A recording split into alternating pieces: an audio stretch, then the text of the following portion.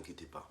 Et lorsque je vous donnerai Eretz Israël, je vous libérerai des 6 nations qui sont face à vous, qui vous causent tant de problèmes. Le rabbi de Lubavitch explique, ces 6 nations font référence aux 6 pulsions émotionnelles que nous avons tous en nous, qui font partie de cette âme-là, pulsionnelle, cette âme animale que nous avons en nous.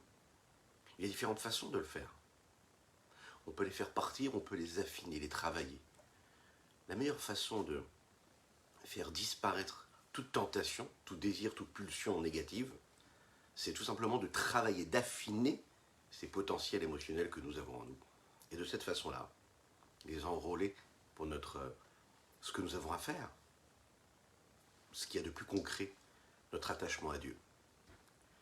Boker Tov les Koulam, bonjour à toutes et à tous, je suis infiniment heureux de vous retrouver en cette magnifique matinée que Dieu nous offre sur la terre. J'espère que vous allez bien, je vous invite à partager, je vous invite à liker, à commenter, à vous abonner sur les différentes chaînes, que ce soit sur YouTube, sur Facebook, sur Instagram, etc. N'hésitez pas, c'est très important.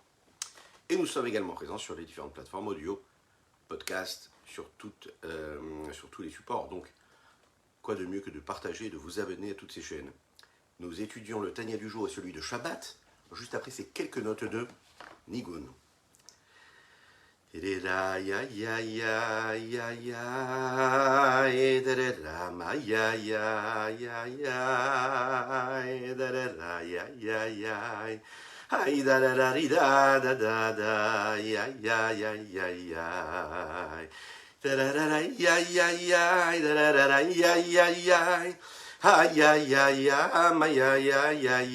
ay da da da da ay ay ay marararam ay ay ay ay ay ay ay ay ay ay ay da da da ay ay ay ay da da da da da ay ay ay ay ay ay da da da ay ay ay ay da da da da da da ay ay ay ay ay ay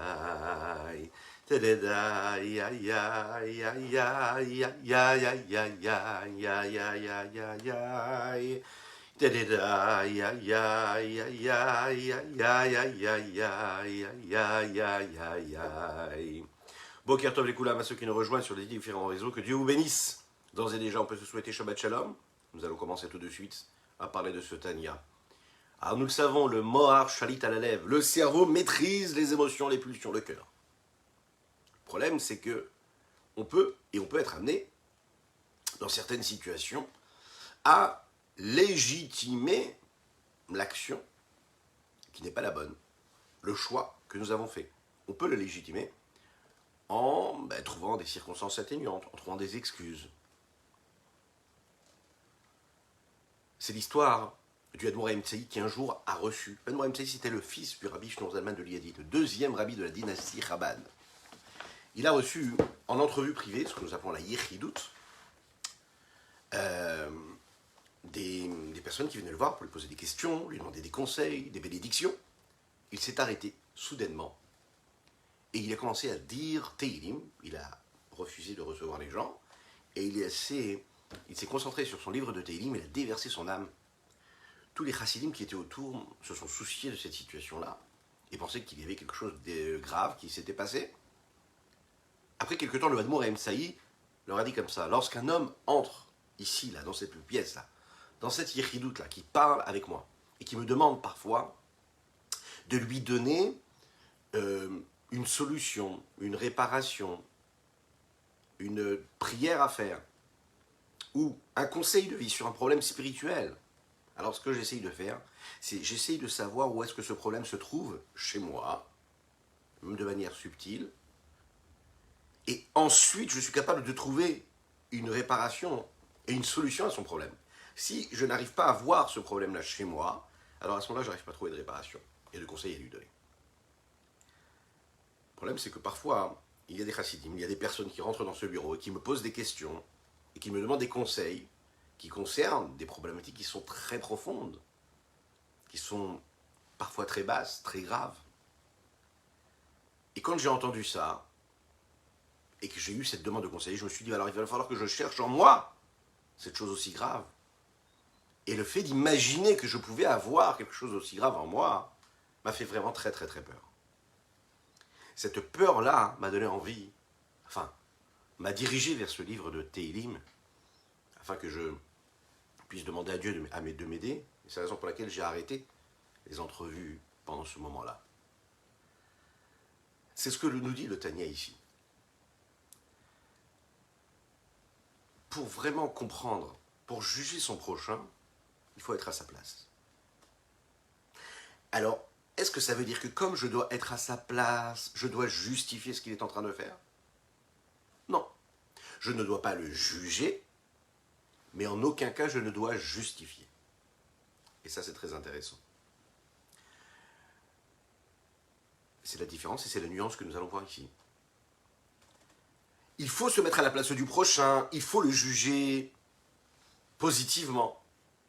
Mais ça réveille un deuxième problème. Lorsque je suis en train de trouver des circonstances atténuantes et je justifie le comportement d'autrui, alors, quelque part, je lui donne une forme de légitimité. Oui, ce qu'il a fait, il avait ses droits, puisqu'il a des circonstances. Puisque si j'étais à sa place, peut-être que là où il se trouve, avec les moyens qu'il a, avec l'éducation qu'il a reçue, la psychologie qu'il a, peut-être qu'il ne peut pas faire autrement. Donc il y a des excuses à cela. Je vais trouver des réponses, je vais trouver des excuses. Les conséquences, elles peuvent être destructrices, dévastatrices, lorsqu'on est dans ce système-là. Pourquoi? Parce qu'en lieu et place de l'arrêt total de cette faute-là, le fait de trouver toujours des excuses, ça peut m'amener à plonger dans cette faute-là et à m'habituer à vivre avec cette faute-là parce que j'ai des excuses. Qu'est-ce qui va faire et qui va me permettre de complètement faire disparaître cette tentation-là que j'ai ou cette faute que je peux commettre de manière inadvertante et qui ne deviendrait pas quelque chose d'habituel et de constant chez moi? C'est vraiment le fait de mettre le doigt sur le problème et de dire voilà, ce qui a été fait est grave. De ne pas toujours justifier. Lorsqu'on est parent, lorsqu'on éduque nos enfants, lorsque l'enfant ne se comporte pas comme il faut, d'un côté, on va accepter les excuses qu'il est capable de trouver pour justifier son comportement. Et d'ailleurs, parfois, nous-mêmes, on est amenés à cela. On va lui trouver des excuses face à son comportement. C'est son professeur, c'est ses copains de classe, c'est sa situation psychologique, humaine. D'un autre côté, on se dit, mais si je suis en train de permettre ce qu'il est en train de faire, et de lui trouver des excuses à son comportement, je suis en train de légitimer et de cachériser, entre guillemets, son comportement, et l'enfant peut prendre ça pour argent comptant, il va se dire, ok, très bien, je peux me comporter de cette façon-là, de toutes les manières, il n'y a rien de grave. Donc on est entre les deux.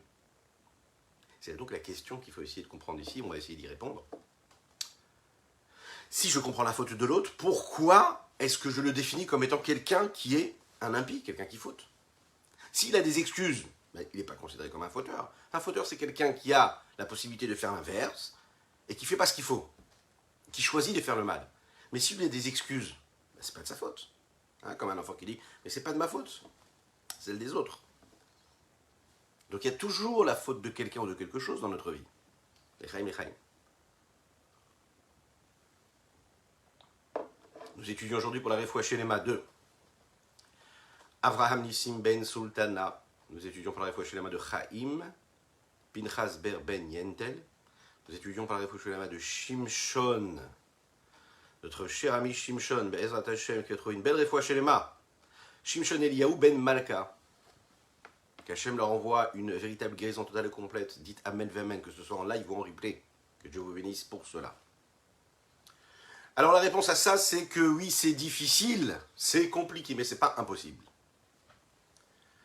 Nous avons étudié ensemble dans le chapitre 12 du Tanya que chaque personne naît avec une nature. Sa nature, c'est que humaine, hein, c'est comme ça, même si on n'a pas toujours l'impression que c'est comme ça que ça se passe.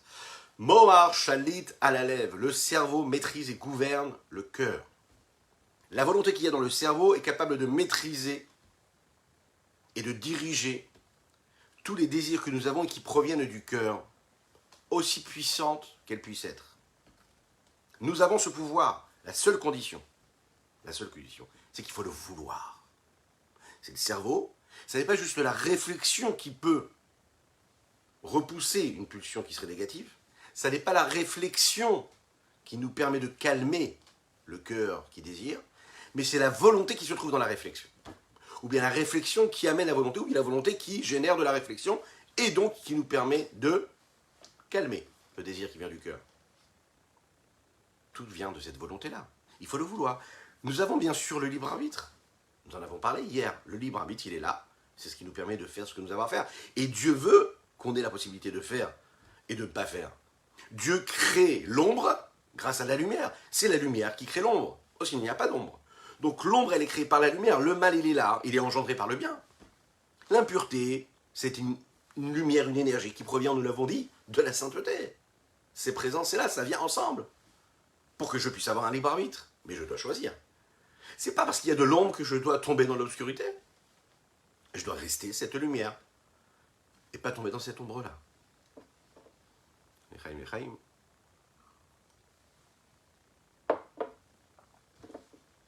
Il y a des épreuves qui sont difficiles à relever.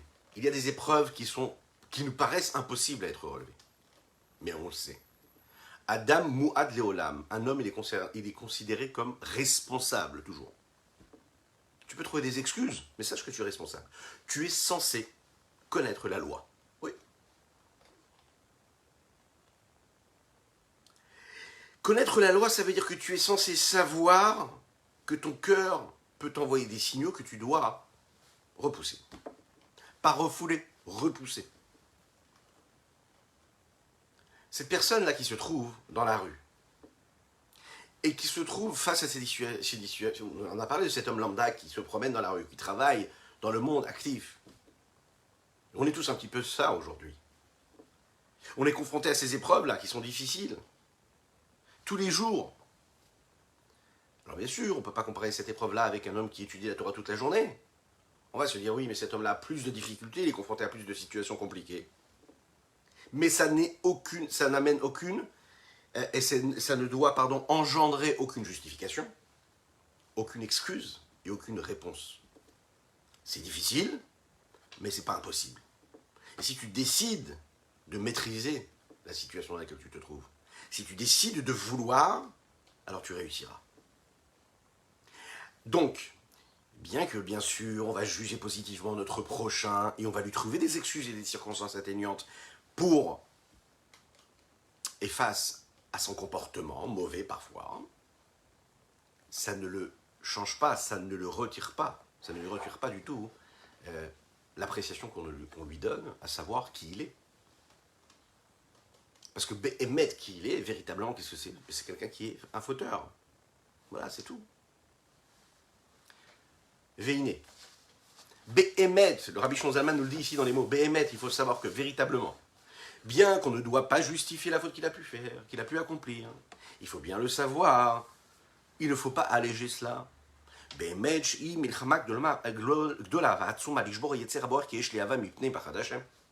sûr que c'est une grande guerre puissante de briser le penchant qui est là et qui brûle en nous comme un feu, comme une flamme de feu.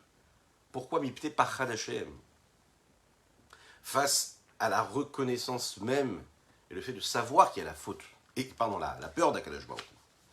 Et celui qui ne ressent pas en lui cette tentation, ça veut dire que cette tentation-là ne brûle pas en lui comme du feu. C'est-à-dire qu'il n'est pas complètement sous l'emprise de ces pulsions et de ces tentations-là. Et s'il ne peut pas, et s'il ne les a pas, c'est que quelque part il ne les comprend pas. Et s'il ne les comprend pas, c'est qu'il n'est pas en fait au cœur de ce combat-là et de cette guerre-là. Comment on dit ça, une mamache? Maintenant, celui qui est face à cela, c'est une véritable épreuve. C'est-à-dire que la puissance qu'il y a dans ce combat-là, on doit le voir, on doit la voir. Vous savez, c'est comme quand on fait le chemin Israël. Nos textes nous disent qu'au moment où on fait le chemin Israël, on doit imaginer qu'on donne notre vie pour Dieu. C'est à ça qu'il faut penser. Au moment où on fait le chemin Israël, on doit se rappeler que Dieu est un, qu'il est là, c'est le même Dieu qui était, qui sera et qui sera. C'est Dieu qui est là dans les 7 cieux, qui est sur terre et qui est au-dessus de nous. Il est partout le même, il traverse tous les mondes, spirituels et matériels, etc. Et surtout qu'il est unique, l'unicité de Dieu. Ok. Mais on nous dit qu'à chaque fois qu'on fait le chemin Israël, on doit être prêt à donner sa vie pour Dieu. Donner sa vie, sanctifier son existence pour Dieu. Ce qu'il faut savoir ici, on l'a étudié ensemble il y a quelques temps, qu'on doit prendre des forces quand on fait ce chemin Israël, de se dire qu'à chaque moment de notre vie, à chaque fois que j'aurai une épreuve, je dois imaginer, chaque fois que il y a un test, j'ai un doute qui se présente à moi, eh bien je dois essayer de vivre cela comme si Kadosh Baruch Hu me disait, vas-y, donne ta vie. Tu fais vraiment Messirut Nefesh. Le Messirut Nefesh, donner sa vie, c'est pas juste quand quelqu'un vient avec un pistolet, Chas V'Chalila. Non, Messirut Nefesh, c'est sur chaque moment de notre vie, sur chaque pulsion qui se présente à toi, chaque action que tu peux commettre, que tu peux accomplir, ou ne pas accomplir, tu es en train de donner ta vie. Le fait de donner de l'importance comme ça aux épreuves, vous savez ce qui se passe? Ça nous donne aussi beaucoup plus de force de les combattre. Lorsqu'on se dit, ah ben c'est une petite épreuve, et que si je réussis à traverser cette épreuve-là, il n'y a rien de si important, ben, vous savez ce qui se passe? Eh ben on trébuche. On n'est pas capable de se confronter à ce problème. Parce qu'on se dit, ben, c'est pas méchant, de toute façon il y a plus grave, Dieu va m'envoyer encore des épreuves. Pas du tout. Chaque petite épreuve, chaque petit test que nous avons dans notre journée, tu peux faire ou ne pas faire, tu peux prier bien ou moins bien, tu peux étudier ou ne pas étudier, tu peux regarder par ici ou ne pas regarder, des petits tests. Et tu donnes ta vie en fait. Dieu il considère qu'au moment où tu as choisi le bien et tu n'as pas fait le mal, même si des fois c'est un petit mal a priori, eh ben tu as donné ta vie. Et on considère ça comme si tu avais vraiment donné ta vie. Donc il faut le vivre comme véritablement une véritable épreuve. Il faut lui donner de l'importance à cette épreuve-là. Parce que cette tentation dans laquelle on est, et face à laquelle on se trouve, est tellement puissant qu'il est considéré comme l'épreuve de la vie. Il y a tout qui se joue dans chaque petite chose de notre vie. Il faut donner de l'importance à chaque petite chose. À tel point que tu dois t'imaginer comme si que Dieu il te demandait ici maintenant de donner ta vie pour lui. Ah mais qu'est-ce que c'est? C'est juste une pulsion qui est montée. Qu'est-ce qu'il y a? Si je la repousse, vraiment, c'est comme si j'allais donner ma vie? Eh ben oui. Ici on te dit, sache qu'à ce moment-là, quand tu repousses, quand tu refuses la mauvaise pensée, la mauvaise parole, la mauvaise action, à ce moment-là, tu es considéré comme si que tu avais donné ta vie pour Dieu. Mechaim. Mais car, c'est la raison pour laquelle. C'est quoi la dame, les filles machou, mais comment Adrikato Baoudat Hashem? C'est la raison pour laquelle.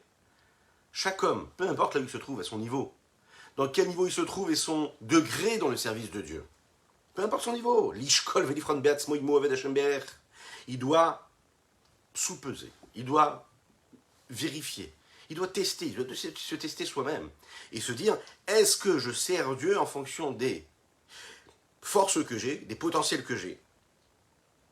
Et est-ce que je mène un combat véritable? Est-ce que je fais vraiment la guerre?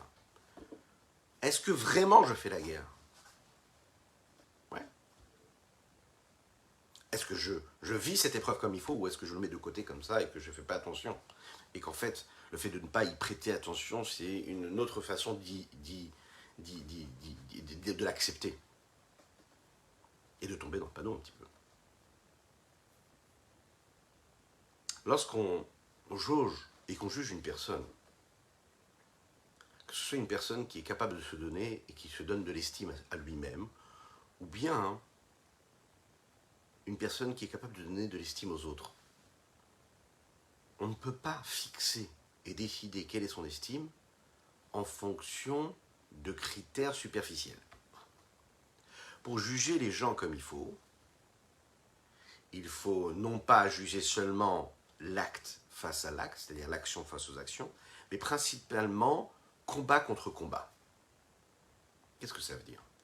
Difficulté face à la difficulté. La personnalité de chacun, elle n'est pas jugée en fonction de ce qu'il est capable de objectivement réussir à avoir, mais seulement avec les potentiels, avec les efforts subjectifs qu'il a investis. Et c'est en fonction de cela que je peux le juger. Donc en fait, on est tous à ce niveau-là. On ne juge pas par rapport à ce que tu as fait, on juge par rapport à ce que tu es en mesure de faire, tu aurais la possibilité de faire, tu as la possibilité de faire, et qu'est-ce que tu as fait? Vous comprenez un peu ici? C'est la raison pour laquelle on ne doit jamais juger une personne par rapport à ce qu'elle fait. Parce que d'où tu viens, qu'est-ce qu'elle a comme potentiel, cette personne-là? Qu'est-ce qu'elle a comme potentiel émotionnel, intellectuel?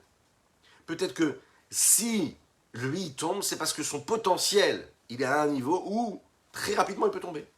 Alors que l'autre personne, elle peut ne pas tomber tout de suite, elle a un potentiel de combat beaucoup plus fort, d'énergie, et elle tombe rapidement. Là, on va lui en vouloir beaucoup plus. Donc on ne te juge pas par rapport à l'action, on te juge par rapport à ce que tu es capable de mener comme combat. Ça, c'est un point qui est très intéressant. Nechaim, Nechaim.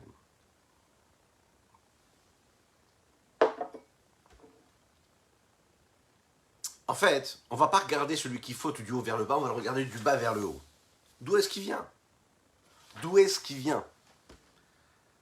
Où est-ce qu'il se place?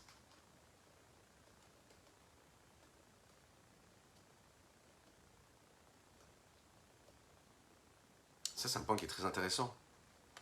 Il faut approfondir cette idée-là.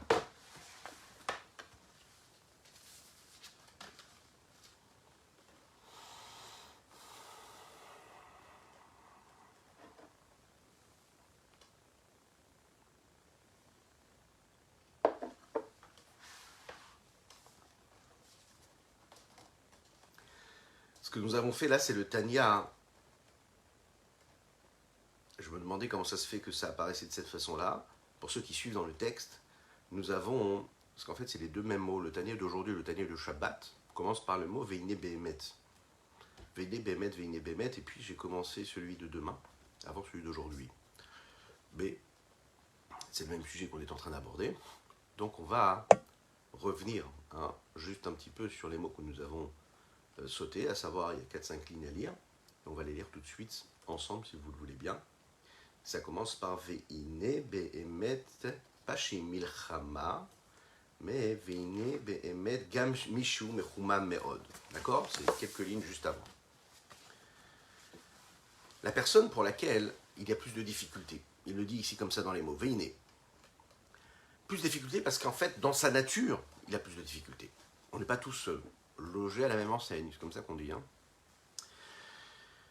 Veine Behemet Gam Mishu Mechuma Meod, Bétiv, celui qui a des penchants qui sont forts, qui sont puissants, Parnasato Idiot, mais je fais Kranot Kolayom, et qui toute sa vie, c'est-à-dire qui passe sa journée est confronté à cela, il est face à cela. Il est dans le monde, il est sur la place du marché, façon de parler. Alors, on ne peut pas dire qu'il doit avoir, et on ne va pas lui trouver des circonstances par rapport à ce qu'il a fait.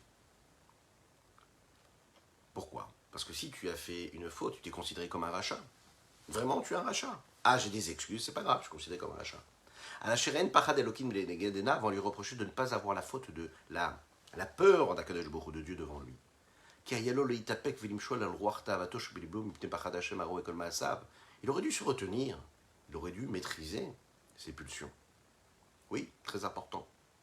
Pourquoi? Parce que Dieu te regarde. Donc fais attention, Dieu te regarde. Et chacun et chacune d'entre nous, nous avons la possibilité de vivre de cette façon-là. Comme il est dit plus haut, qui a moar chalit à l'élève, le cerveau maîtrise le corps, betol dato, dès sa naissance. Peu importe qui nous sommes, il faut le savoir, que nous avons cela en nous. Nous avons cela en nous. On a la possibilité de mener ce combat. Et on a la possibilité, peu importe notre niveau, de nous rappeler toujours qu'Akadosh Baruch Hu il est devant, qu'Akadosh Baruch Hu regarde ce qui se passe, il sait ce qui se passe, et bien il nous juge en fonction de ce que nous faisons ou pas. Depuis que nous sommes tout jeunes, nous sommes nés avec cela. Donc, ne pas trouver d'excuses. Revenons donc à notre Tanya. Et l'idée, elle est racontée ici par un homme qui s'est retrouvé un jour face à cette échelle de valeur dont nous avons parlé les derniers jours. Et en fait, ce qui nous rappelle qu'il y a l'échelle, si vous voulez, de l'effort, et il y a l'échelle du résultat. Si on regarde le résultat, en effet, on n'est peut-être pas tous à la plus haute marche du résultat. Mais si on regarde sur l'échelle de l'effort, où est-ce qu'on se place? Où est-ce que tu te places dans cette échelle-là? Vous savez, celui qui est déjà tout en haut de l'échelle du résultat. Ok? Mais pour atteindre cette échelle de résultat, il est entre guillemets bien né. Il a eu plus de facilité dans la vie. Et donc, sur l'échelle des efforts, il a dû monter 2 ou 3 marches. Dans la vie active, regardons ce qui se passe dans le monde. Une personne qui a la possibilité d'hériter, et un héritage, il commence déjà sa vie, avec ce qu'il faut. Il a ce qu'il faut, il a le matelas qui lui permet de produire, d'évoluer, financièrement en parlant. Mais qu'est-ce qui se passe? Il commence sur une échelle déjà très très avancée de résultats, qu'on le veuille ou non. Pourquoi? Parce que sur l'échelle de l'effort, il a dû monter juste une ou deux marches. On lui demande juste de ne pas faire trop de dégâts, hein, de garder ce qu'on lui a donné en héritage. Mais celui qui est né tout en bas de l'échelle des résultats, eh bien, sur l'échelle des efforts, on va le juger sur ça. C'est-à-dire, attends, où est-ce que tu en es dans cette échelle d'effort? Si cet homme-là est tout en haut de l'échelle de l'effort, il aura beaucoup plus de mérite que celui qui est né déjà en haut. Donc peu importe ce que tu as aujourd'hui, on ne te juge pas par rapport à ce que tu as, mais par rapport à ce dont tu viens. D'où tu viens.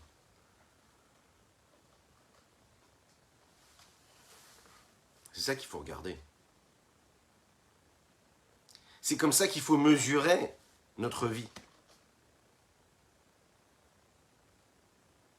Nous allons voir ici maintenant les conseils que le Rabbi Shlomo Zalman nous donne ici pour arriver à cela. Sur 3 pans.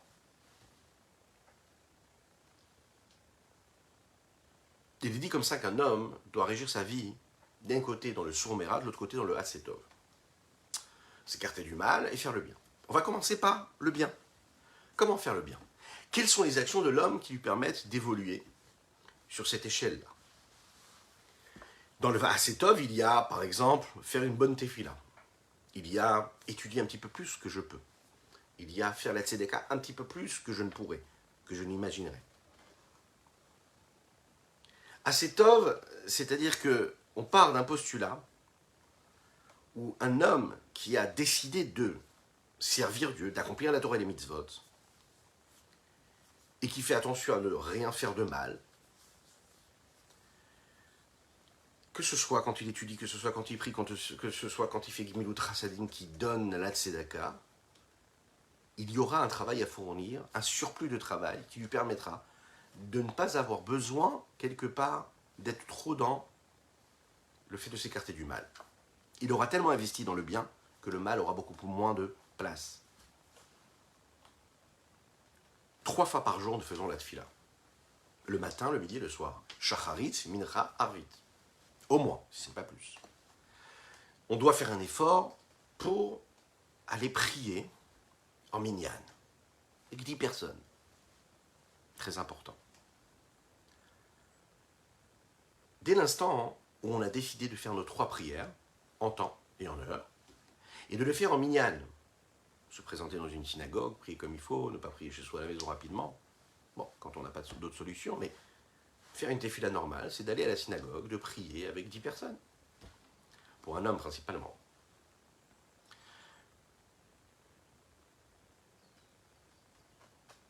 Est-ce qu'un homme qui vient une seule fois dans l'année faire sa tefila le jour de Kippour peut être au même point, au même niveau que cet homme-là qui vient tous les jours faire la tefila à la synagogue en minyan?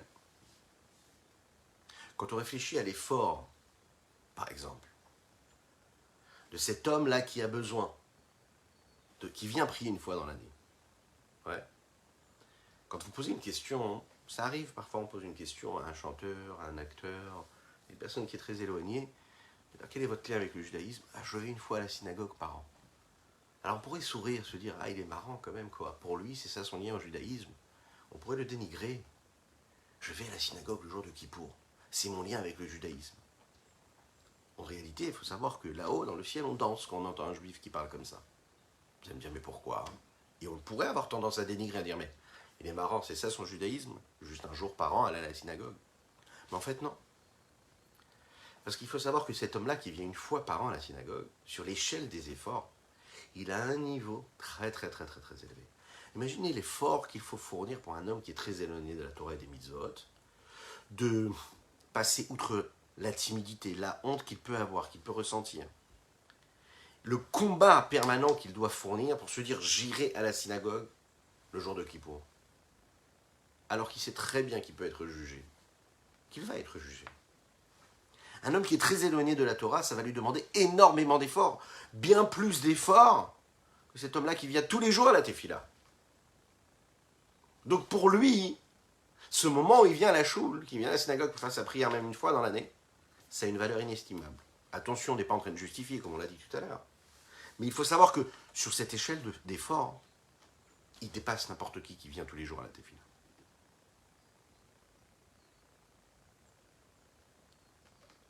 Alors comment chacun et chacune d'entre nous, on peut réussir à notre niveau à faire une meilleure tefila? Chacun à son niveau, a priori. Nous disons tous les jours, il faut servir Dieu de tout votre cœur. Les Chachamim disent, ça veut dire quoi les ovdo, servir? Pourquoi servir? Pourquoi ne pas simplement aimer? Quel est ce service de Dieu? Pourquoi le servir? Et qu'est-ce que c'est ce servir? Les Chachamim disent, qu'est-ce que c'est le travail du cœur? Les ovdo b'chol levavrem, qu'est-ce que ça veut dire servir Dieu avec le cœur? Eh bien c'est la tefila. La définition même de la avoda, elle nous apprend vraiment qu'il y a un effort à fournir. Ça ne va pas se faire comme ça. C'est intéressant, parce que lorsque l'on parle du cœur en général, aimer, aimer c'est quelque chose qui s'impose. Ça veut dire quoi? Je vais travailler pour aimer? Je dois faire un effort pour aimer? Mais c'est ou j'aime pas. J'aime cette personne ou je l'aime pas. J'aime cette chose-là ou je l'aime pas. Qu'est-ce que c'est? Je dois travailler pour aimer.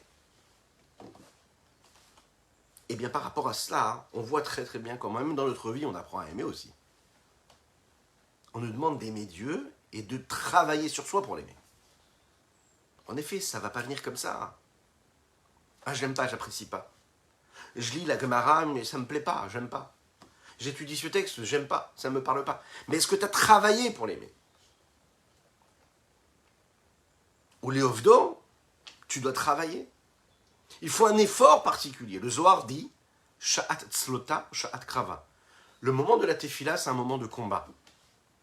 Plus on s'investit dans la tefila, et plus on se rend compte que c'est difficile de prier. Pourquoi? Parce que plus on rentre dans ce monde-là de la prière, de l'introspection, plus on veut investir des énergies que nous avons en nous, pour nous rapprocher d'Akadosh Baruch Hu, plus on doit combattre. On doit combattre la subtilité raffinée qu'il peut y avoir dans les différents niveaux de notre âme qui s'expriment à travers cette tefila. Plus on se raffine, plus on se rapproche de Dieu, plus on se rapproche de la vérité, et plus on voit ce qu'il y a de négatif en nous. Et plus on voit ce qu'il y a de négatif, et plus on voit, et plus on a besoin de faire appel à plus de force, plus d'armes. Et plus d'armes on enrôle, plus de soldats il faut. Et plus de soldats il faut, plus de combats il y a. Et plus de combats, et plus c'est difficile. Les Chachamim disent comme ça, qu'il faut même aller jusqu'à Admitsuya Nefesh. Parce qu'il nous dit qu'il faut servir B'chol Levavecha, B'chol Nafshecha. Il faut prier de tout son cœur. Il faut servir Dieu de tout son cœur, mais aussi de toute son âme. Ça veut dire quoi de toute son âme?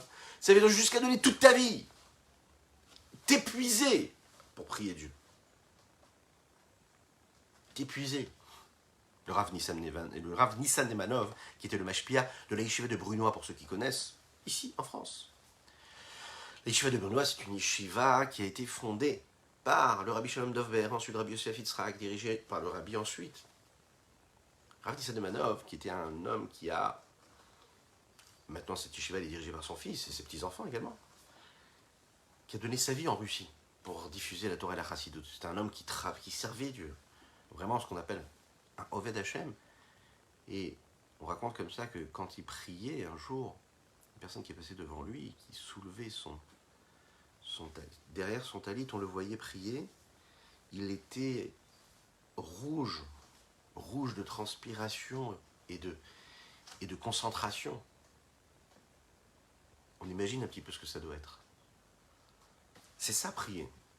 Ça veut dire donner toute sa vie, donner toutes ses énergies. Se concentrer, par exemple, pendant la tefila, à 100%. Ah, on ne parle même pas de ne pas toucher au téléphone, de ne pas répondre aux messages, de ne pas répondre aux appels, de ne pas regarder son WhatsApp pendant que le Shaliar Tzibour fait la Hamida, fait la Chazara, ou parce qu'on est un petit peu en avance sur la tefila ou des choses comme ça. Ça, on ne parle même pas de ça. Mais une fois qu'on a réussi ça, chacun à son niveau, prier Dieu, se concentrer dans la tefila à 100%, diriger son cœur, penser vraiment à Dieu. Parfois on se demande, mais qu'est-ce que ça veut dire penser à plus qu'on pense? Ben voilà, on lit, voilà. Ah, tu comprends pas tout ce que tu dis? Bon, d'accord. Alors tu vas essayer de comprendre tout ce que tu dis. Et une fois qu'on comprend ce qu'on dit, bon, il y a différents niveaux. quand tu apprends déjà la traduction des mots, à ce moment-là, tu arrives à comprendre un petit peu ce que tu es en train de dire. Comment tu fais attention à faire sortir chaque mot de ta bouche comme il faut, à te prononcer, à articuler chaque lettre. Tu vas voir qu'en regardant les mots vont commencer à danser entre eux. Ce sera des flammes de feu qui se présenteront à toi. La plupart du temps, qu'est-ce qu'on fait quand on fait la tefila? On dit comme ça les mots rapidement, rapidement, rapidement, on doit vite finir parce qu'on a plein de choses à faire. On a oublié qu'en fait, toute notre raison de vivre, toute notre raison d'être, pourquoi est-ce que Dieu nous a donné un monde dans lequel on doit aller travailler pour gagner notre vie, etc., etc., etc., tout ça c'est pourquoi? C'est pour qu'on puisse faire la tefila. Et nous, qu'est-ce qu'on fait? On fait la tefila très vite pour faire le reste après. Mais tout ce qu'on t'a donné dans le monde, c'est pour que tu puisses faire bien la tefila. Je vous rassure, je me parle à moi-même. Prier en disant chaque mot en fonction de ce que nous disons et en comprenant chaque mot que nous est en train de dire.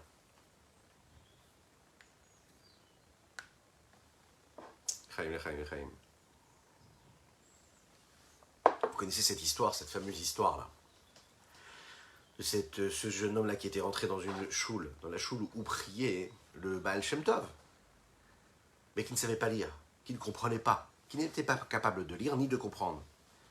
Et à un moment, il a commencé à crier fort « Cocorico, cocorico, cocorico », comme un petit coq. Tout le monde s'est tourné vers lui. Pendant la tefila de Yom Kippour, vous imaginez un petit peu? Tout le monde voulait le faire sortir. Quand le Baal Shem Tov s'est tourné, il a dit non. C'est précisément ce cocorico de cet homme simple-là qui a fait partir tous les mauvais décrets qu'il pouvait y avoir sur notre communauté. Pourquoi? Parce qu'il y avait de la sincérité, c'est-à-dire que on le juge en fonction de l'échelle de ses efforts et non pas des résultats. Pour cet homme-là qui n'est pas capable de le dire, de prier, de lire et de comprendre ce qu'il est en train de lire, rien que le fait de dire et de crier cocorico, c'est beaucoup plus beau et ça a beaucoup plus d'impact que toutes les prières que vous pouvez prononcer vous avec vos mots. Ah, ça veut dire qu'on ne doit pas prier, on doit juste crier cocorico maintenant? Pas du tout. En fonction de ce que tu es capable de faire, tu sais, toi, tu te connais. Tu sais ce que tu es capable de faire. Si tu es capable de lire, si tu n'es pas capable de lire, alors tu apprends à lire petit à petit. Si tu n'es pas capable de lire, si tu es capable de lire, pardon, et que tu ne comprends pas ce que tu dis, alors petit à petit, tu apprends à comprendre ce que tu es en train de lire. Une fois que tu comprends ce que tu arrives à comprendre et à dire, alors à ce moment-là, tu te concentres pour faire en sorte que chaque mot, tu le dis comme il faut. Une fois que tu dis chaque mot comme il faut, tu verras que tu seras tout de suite emballé et tu seras pris dans ce long voyage qui est la prière, où tu vas te concentrer et tu vas voyager à travers tout ce que tu es en train de décrire, de définir, toutes ces parties de la tefila qui te permettent d'évoluer de monde en monde, de sphère à sphère, jusqu'à monter jusqu'à cet endroit où Akadosh Baruch Hu se trouve, où l'infini du Saint béni soit-il se révèle à toi au moment de la Hamida, du Shemona Esrei. Tu vas vivre cette évolution-là, si tu t'es préparé comme il faut et tu as vécu chaque étape comme il faut, sans sauter cette étape-là en te disant « Ah, mais c'est pas grave, je suis arrivé en retard, je prends la tefila à la fin. » Tu comprends que la tefila, c'est le but essentiel de ton existence. Un autre domaine, c'est l'étude de la Torah. Comment est-ce que je vais pouvoir faire plus que la normale dans l'étude de la Torah? Alors, bien sûr que c'est déjà magnifique qu'on soit là, tous ensemble, à étudier cette Torah ensemble le matin ou un petit peu plus tard pour ceux qui nous regardent en replay ou en fonction de la partie dans le monde dans laquelle ils sont, est-ce qu'ils sont live ou en replay. C'est extraordinaire, c'est magnifique. Mais il est dit par exemple dans la Torah, Ve'agita bo yom v'layla, et tu étudieras la Torah le jour et la nuit, c'est-à-dire 24-24. Alors comment on fait pour étudier la Torah toute la journée? Ah, alors les Chachamim nous disent, étudie un peu le matin et un peu le soir, c'est déjà super. Étudie ce que le Rabbi de Lubavitch a instauré, les rabbins ont instauré, à savoir d'étudier le Chumash tous les jours, la partie du Chumash. C'est que le Chumash, chaque paracha est séparé en 7 parties qui correspondent à chaque jour de la semaine. Sur cette paracha-là, sur ce Chumash, il y a le Rashi. Le Rabbi de Lubavitch a insisté pour qu'on étudie tous les jours le Chumash qui correspond. Le premier jour, le Rishon, le dimanche, le lundi, le Sheni, etc., jusqu'à finir la paracha. Lire les Teilim, la partie du Teilim tous les jours, qui correspond au jour, puisque le Teilim a été séparé en 30 parties aussi, et on peut le lire de manière quotidienne, et terminer tous les mois tous les Teilim. Lire la partie qui correspond au mois. Et de cette façon-là, se réunir et s'unir à tous ceux qui le font dans le monde entier. Et il y a le Tanya, ce que nous faisons pas au Hachem, le Tanya du jour, le Tanya quotidien, qui est cette petite partie qui nous permet de terminer tout le Tanya tous les ans. Il y a aussi le Rambam, étudier l'étude du Rambam, quotidien, que ce soit en étudiant 3 chapitres par jour et de cette façon-là terminer tout le Rambam, l'œuvre du Rambam, en une année, que ce soit en étudiant un chapitre et le terminer en 3 ans, que ce soit en étudiant le Sefer Mitzvot, la mitzvah du jour, du Tanya. Comment? Alors vous allez me dire, oui, mais d'accord, c'est très très bien. Mais le combat, il est où là? Le combat, déjà, il est dans la prise de décision, d'étudier et de respecter cela, cette étude-là. Mais le combat, il est aussi de se dire que je ne vais pas dormir tant que je n'ai pas terminé ce que je devais étudier. Une personne qui réussit à faire tout cela, elle se dit, ok, je suis parfait. Et déjà, il faut y arriver.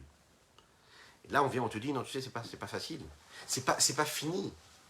T'as pas fait tout ce qu'il fallait et tu peux encore évoluer. Tu peux faire mieux. Et cette personne qui est capable de le faire, déjà, elle peut se dire, bon, je suis déjà à un niveau qui est très élevé. Comment est-ce qu'on va comparer ça à un juif qui n'a aucune étude quotidienne et qui vient de temps en temps à une conférence et écouter un cours de Torah? Alors encore une fois, ça va être la même chose. Comme dans la Tefila. Du côté de l'effort, bien sûr que celui qui vient même une seule fois dans l'année à une étude, à une conférence, il aura beaucoup plus, a priori, de mérite que celui qui vient tous les jours étudier. Pourquoi? Parce que l'effort que ça lui demande de venir même une seule fois étudier, peut-être qu'il est inhumain. Chacun à son niveau, vous avez cette personne-là qui a du mal à respecter cette étude-là quotidienne. Mais le fait qu'il respecte cette étude quotidienne, ça va être un effort considérable pour lui, par rapport à l'autre qui n'a aucun problème. Pour le faire, il a un mérite qui est très très grand, parce que justement, il réussit à tenir. Donc à chaque fois que je vais faire un petit peu plus dans mon étude, à chaque fois que quand je suis en train d'étudier ce que j'étudie, je l'étudie avec un peu plus de concentration, j'investis un peu plus de compréhension. Juste, je ne le lis pas quand même, mais je ne lis pas juste, mais j'essaye de comprendre vraiment ce que je suis en train de faire. Je suis un cours de Torah et je suis en train de m'endormir. Je me dis, c'est pas grave, je suis fatigué. Eh bien non, je me renforce et j'étudie quand même avec plus de force, plus de conviction. Alors à ce moment-là, j'ai fait l'effort qu'il fallait. Lorsqu'on est capable de changer notre habitude quand on étudie, les petits efforts que nous faisons, les efforts que nous fournissons, c'est-à-dire que quand un homme agit en fonction de ses potentiels et de son habitude, eh bien, il travaille, il sert et il fait ce qu'il doit faire, c'est-à-dire s'attacher à Dieu de manière automatique.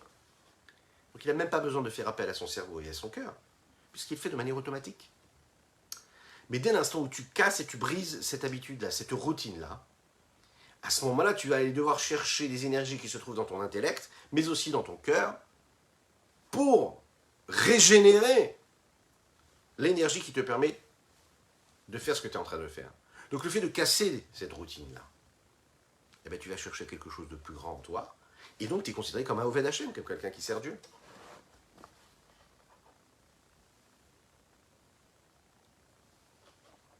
Qu'est-ce que c'est un Oved Hashem? Vous savez, c'est celui qui est capable de faire un petit peu plus de son habitude. Tu avais l'habitude d'étudier un texte une seule fois et tu l'étudies 2 fois pour bien le retenir, tu es appelé un Oved Hashem. Tu as fait un petit peu plus que ton habitude. Tu avais l'habitude de lire sans comprendre ton Chumash, par exemple. Tu essaies de comprendre chaque mot. Eh bien, tu as gagné, tu es devenu un Oved Hashem. Oved Hashem, c'est celui qui fait le petit effort en plus. Pas qui fait ce qui est normal. Oved Hashem, c'est celui qui se dit, j'étudie en comprenant un petit peu plus. Je rajoute une ligne.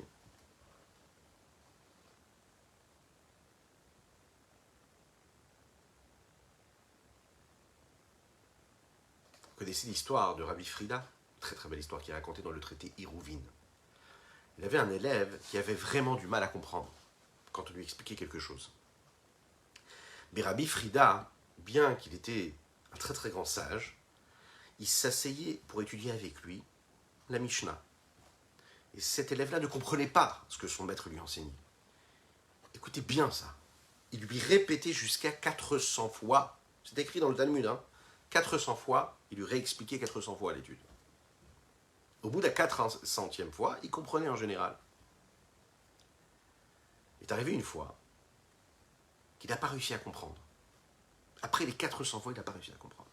Imaginez la patience qu'il faut. Nous, étudier déjà 2 fois le même texte, on a l'impression d'avoir fait trop. 3 fois, j'en parle même pas. 4 fois, 5 fois, imaginez. 400 fois. 400 fois. Alors, on lui a demandé, on lui a dit, mais comment ça se fait que tu n'as pas compris cette fois-ci? Il a dit, parce qu'en fait, il était en train d'étudier avec le Rav, il y a un moment où il y a une autre personne, un autre élève qui est venu poser une question au Rav Frida. Et le Rav Frida était en train d'expliquer. Il a juste dit à l'élève qui venait, attends quelques secondes que je termine de lui expliquer, ensuite je m'occuperai de ton cas.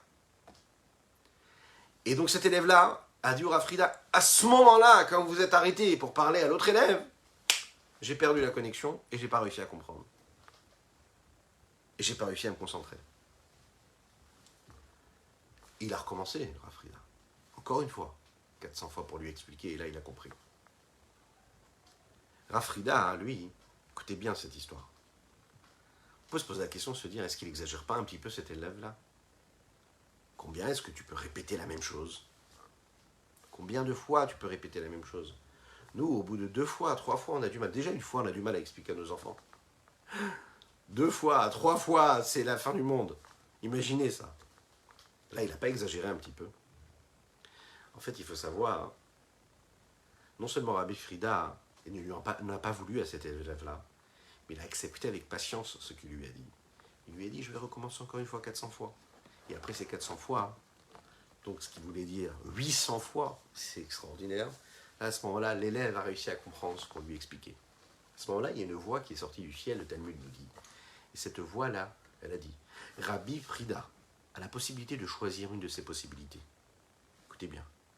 On lui donne le mérite de vivre encore 400 ans ici-bas sur Terre, ou bien on lui donne le mérite, pour lui et toute sa génération, d'avoir ce que nous appelons le monde futur, Chaye Olam Haba. Vous l'imaginez bien, Rabbi Frida a choisi la deuxième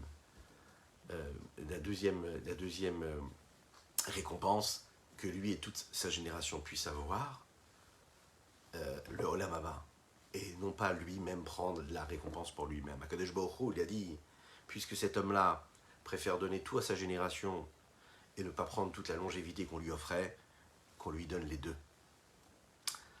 Voilà ce que c'est l'étude de la Torah. L'effort qu'on doit fournir.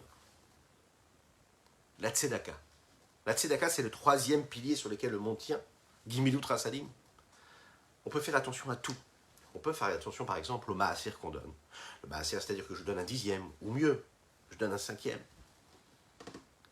Je fais attention à chaque mitzvah, sur ce que je gagne. Je fais attention de donner quand une personne me demande. Mais quand ça nécessite un effort, j'ai du mal à donner. Chacun en fonction de son niveau.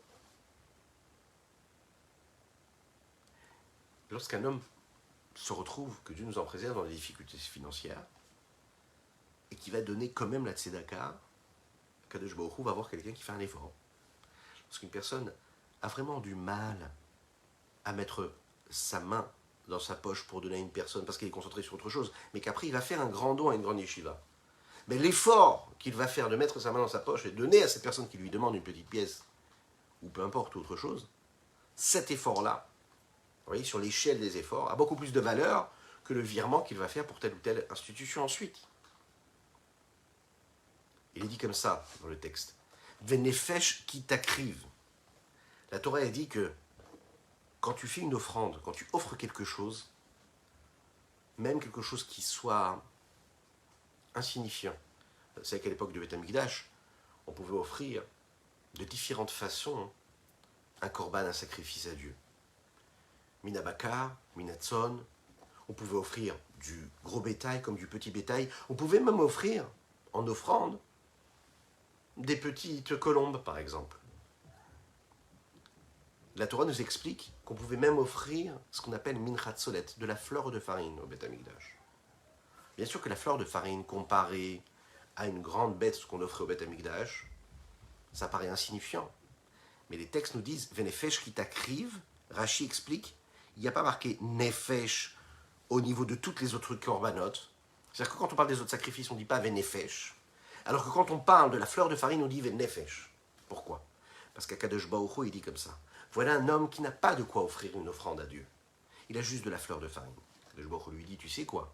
Je considère comme si que tu avais apporté, tu avais donné nefesh, ton âme. Akadosh Baruch Hu scrute nos actes, nos gestes. L'homme qui donne le peu qu'il a. Parfois c'est juste un sourire.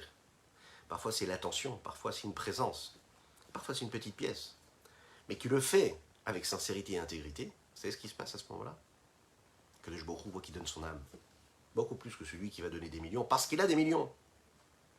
Donc, ce que toi tu es en train de donner en fonction de tes moyens à toi, ça a une valeur inestimable. La question, qu'est-ce qu'on peut faire, nous?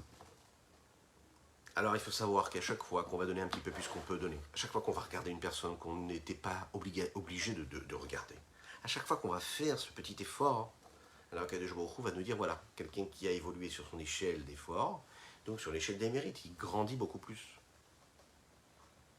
Kegon, dans les mots, et on va conclure avec cela notre Tanya. Bah voilà, t'as tefila avec Kavana, une personne qui fait la tefila avec Kavana, avec concentration, qui déverse son âme devant Dieu, de toute sa force, de toute son énergie. Had mitsuya nefesh, jusqu'à faire sortir son âme, tellement il donne, tellement il fait d'efforts, pour prier comme il faut. Et combattre son corps et son âme pulsionnelle et animale, qui l'empêche d'avoir une bonne kavana, d'avoir une bonne intention, d'avoir une bonne concentration, avec un combat, une puissance réelle. Ou les vatesham ou les chatetam keafar kodem tefila. Avant la tefila, les ramener à terre, jusqu'à la poussière de la terre, comme de la poussière. C'est-à-dire vraiment les rabaisser au maximum, maximum, maximum, ne pas leur donner de place à ce corps et à cet âme animale. On fait un vrai travail de préparation à cette tefila. Que ce soit shacharit, que ce soit arvit, mais deyam beyomo tous les jours. Gambishat tefila, donc avant la tefila, se préparer à la tefila comme il faut. Ne pas y entrer comme par effraction dans cette tefila, mais se préparer à la tefila. Et au moment de la tefila, se fatiguer soi-même, en allant chercher cet effort-là, que ce soit un effort d'âme ou un effort de chair. Intéressant. Comme il va être expliqué, ça va être expliqué dans le chapitre 42 que nous allons étudier un petit peu plus tard, de quelle façon on va donner notre âme et notre corps dans cet effort-là de la prière. Voilà ce qu'on pouvait dire, mais attachés, on va rentrer dans le Shabbat. Il n'y a pas mieux que le Shabbat pour profiter de chaque instant qui nous est offert. C'est des instants de sainteté. De toutes les manières, on ne peut pas travailler. De toutes les manières, on n'a même pas le droit d'avoir des pensées, des paroles et des actions qui sont profanes. Donc on doit profiter de ces moments-là pour ne pas les laisser neutres, les utiliser à bon escient, utiliser la sainteté et la pureté de chaque instant pour s'élever spirituellement, pour aller faire une tefila, faire danser les mots de notre tefila, faire étudier la Torah avec beaucoup plus de force et de valeur, puisque l'esprit du Shabbat et la sainteté des Shabbats influencent tout ce que nous sommes et tout ce que nous vivons. Shabbat Shalom U'Vorach, vivez un bon Shabbat de paix, de sérénité, de tranquillité, de joie véritable et bien sûr de guérison totale pour Avraham Nissim Ben Sultana, pour Chaim Pinchas Ber Ben Yentel, ainsi que pour Shimshon, notre ami Shimshon Eliyahu Ben Malka. Je ne me souviens plus du nom Shimshon, si tu m'écoutes, ou si tu écouteras un petit peu plus tard ce cours, mais c'est très bien que je ne me souvienne plus de ce prénom-là, entier, complet. Pourquoi? Parce que j'aurais même plus besoin de le prononcer pour demander Refoua Shelema, parce que tu te lèveras, et puis tu continueras à faire toutes les belles mitzvot que tu fais. Be'ezrat Hashem, que Dieu te bénisse. À bientôt.